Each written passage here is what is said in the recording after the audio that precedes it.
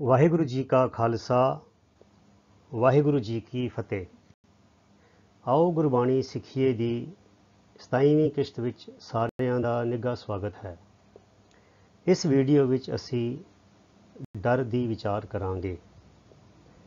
ਇਸ ਸ਼ਬਦ ਤੋਂ ਅਸੀਂ ਸਾਰੇ ਜਾਣੂ ਹਾਂ ਅਤੇ ਸਾਨੂੰ ਸਾਰਿਆਂ ਨੂੰ ਡਰ ਲੱਗਦਾ ਹੈ।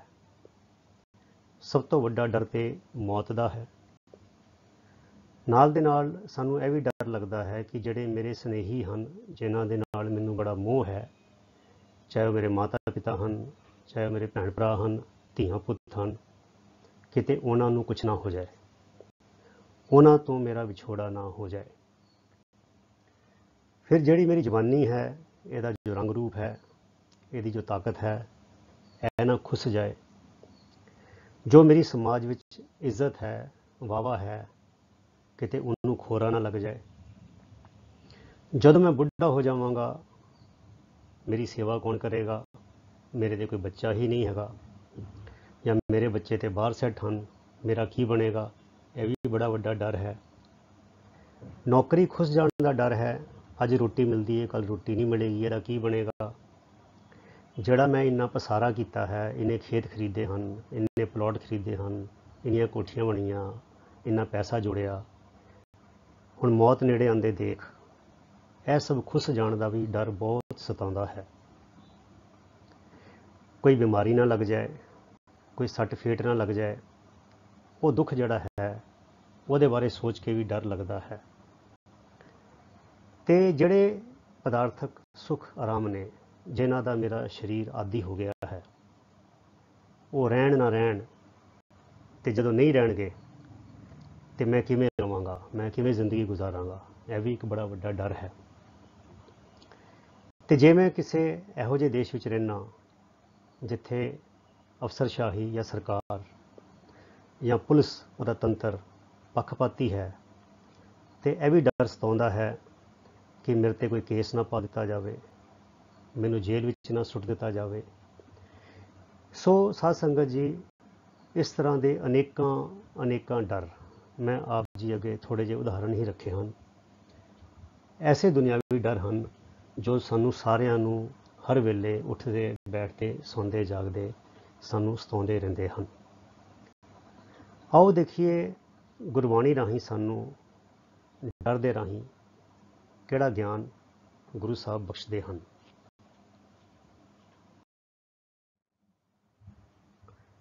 ਸ਼ਲੋਕ ਮਹਿਲਾ ਤੀਜਾ।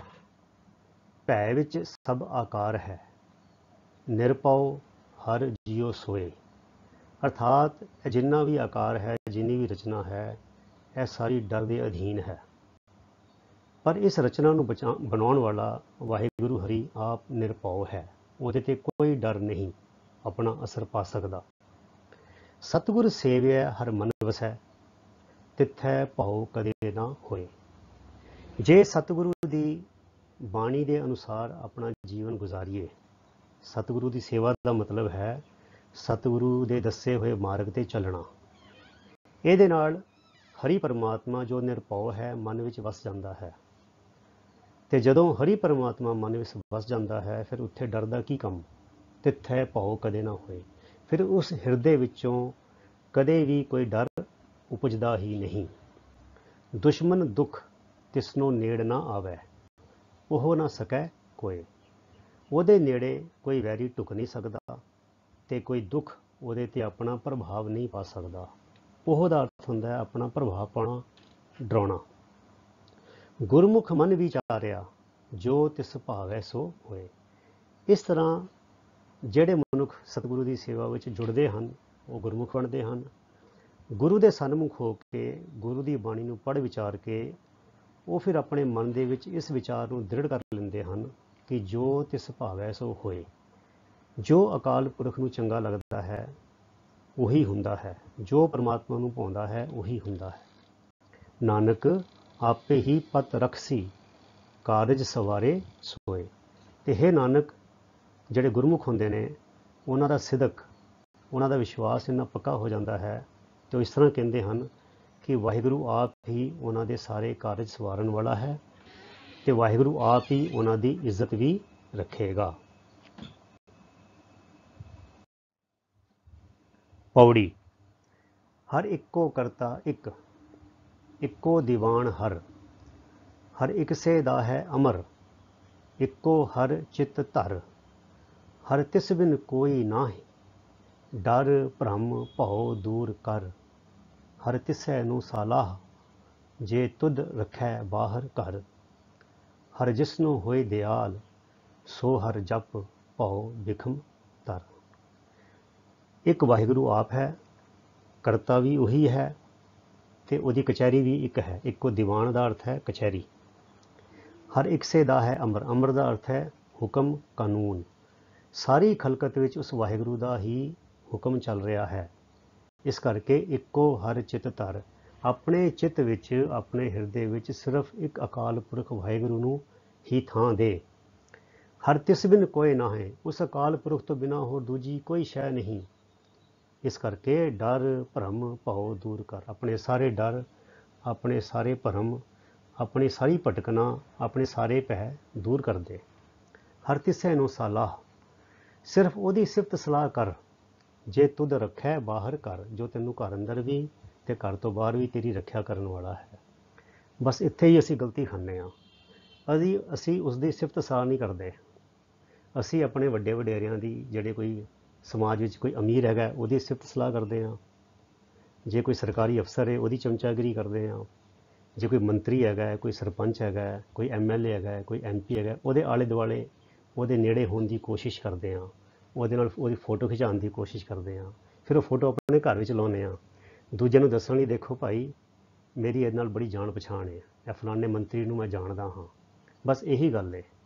ਅਸੀਂ ਜਿਹੜੇ ਕੋਈ ਤਾਕਤ ਵਿੱਚ ਨੇ ਜਾਂ ਜਿਨ੍ਹਾਂ ਕੋਲ ਪੈਸਾ ਹੈ, ਅਸੀਂ ਉਹਨਾਂ ਦੇ ਆਲੇ ਦੁਆਲੇ ਘੁੰਮਦੇ ਹਾਂ।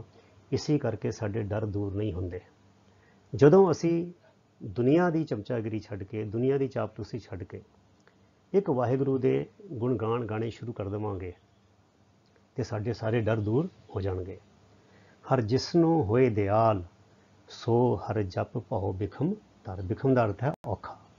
ਭਉ ਬਿਖਮ, ਭਉ ਦਾ ਅਰਥ ਇੱਥੇ ਹੈਗਾ ਭਵ ਸਾਗਰ।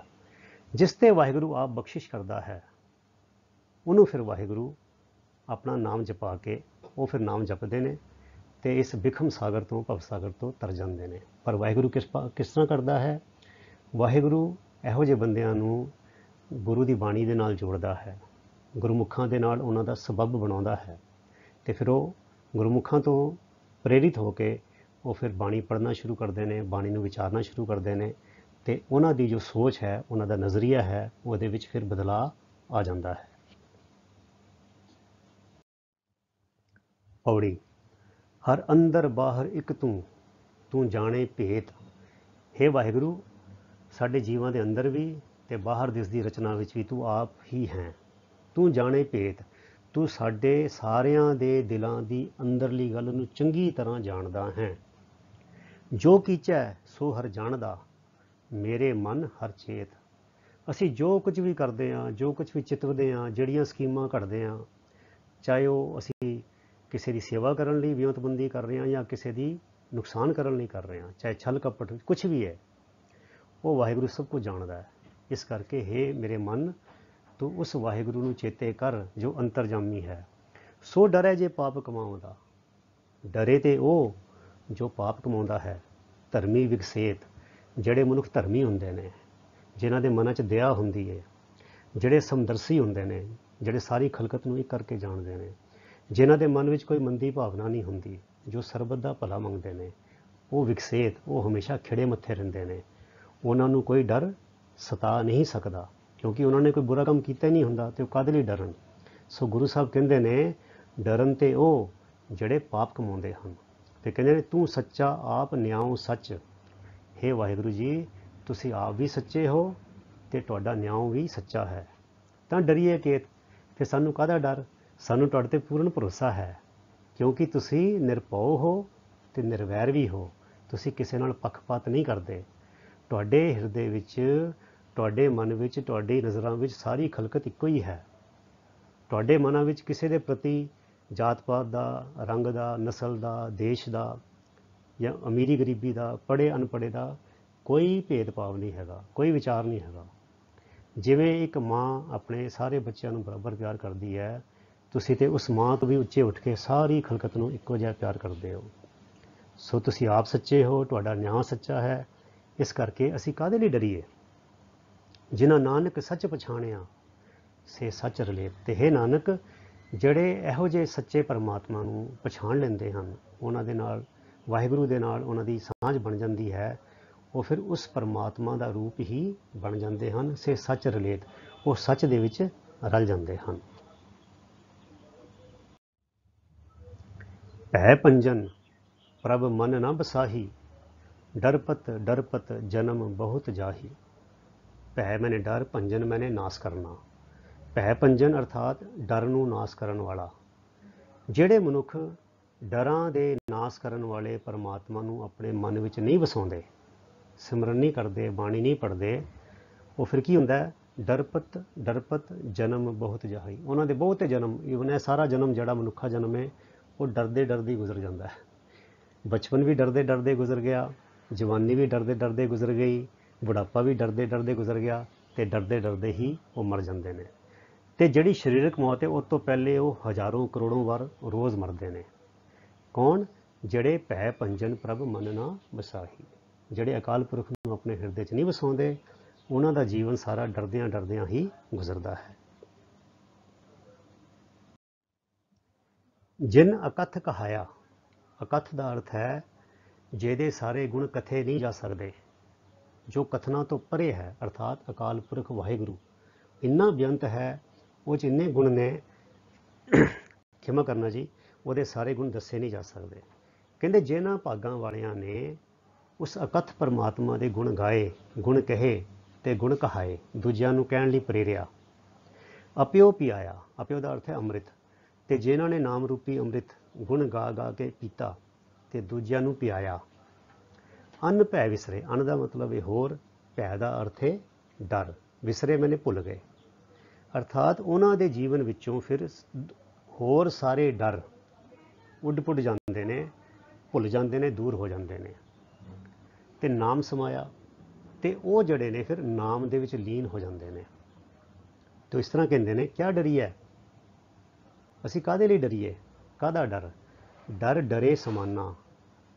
ਪਹਿਲਾ ਜਿਹੜਾ ਡਰ ਹੈਗਾ, ਰਾਰੇ ਨੂੰ ਔਂਕੜੇ, ਅਰਥਾਤ ਦੁਨੀਆ ਦਾ ਡਰ, ਅਤੇ ਡਰੇ ਅਰਥਾਤ ਪਰਮਾਤਮਾ ਦੇ ਡਰ ਦੇ ਵਿੱਚ, ਪਰਮਾਤਮਾ ਦੇ ਭੈ ਅਦਬ ਦੇ ਵਿੱਚ ਸਮਾਨਾ।